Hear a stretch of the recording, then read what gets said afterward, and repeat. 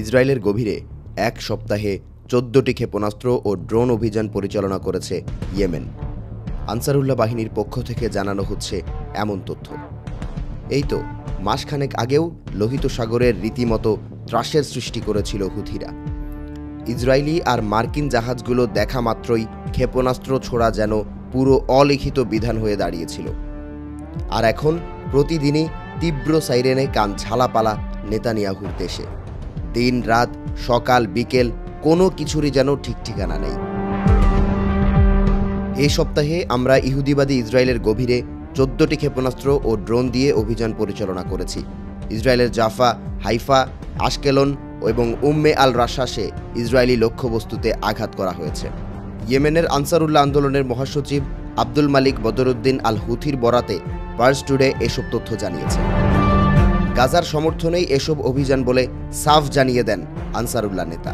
এমনকি লোহিত সাগর ইসরায়েলি বাহিনীর জন্য বন্ধ করে দেওয়া হয়েছে, অর্থাৎ সেখানে ইসরায়েলের জন্য নৌযান চলাচল নিষিদ্ধ রয়েছে বলেও জানান তিনি।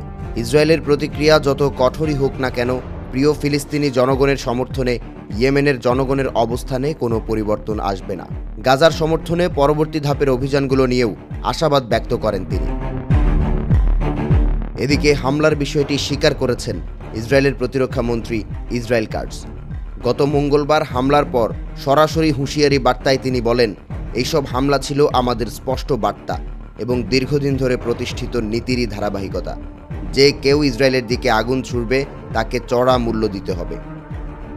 ওই সময় ইয়েমেনের বন্দরগুলোতে আরও তীব্র হামলা চালানোর হুঁশিয়ারিও দেন তিনি।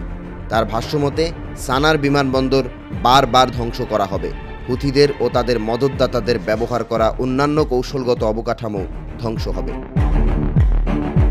অন্যদিকে ইয়েমেনের সঙ্গে সংঘাতে ক্ষতির পরিমাণ অনেক বেশি হয়ে যাওয়ায় ওমানের মধ্যস্থতায় যুদ্ধবিরতিতে গেছে যুক্তরাষ্ট্র।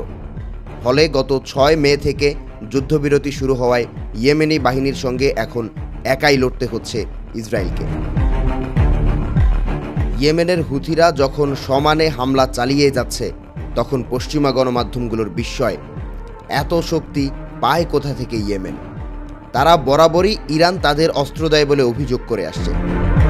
তবে ইয়েমেনের আনসারুল্লাহ বাহিনীর সাফ কথা, না, আমরা নিজেরাই বানাই এসব ক্ষেপণাস্ত্র। গাজায় যতদিন হামলা চলবে আমরা ঠিক ততদিনই এরকম করে প্রতিবাদ জানাতে থাকব। এসব হুমকি যে কেবল কথার কথা নয়, তাই যেন প্রমাণ করেই যাচ্ছে ইয়েমেন, অন্তত এমনই মনে করছেন বিশ্লেষকরা।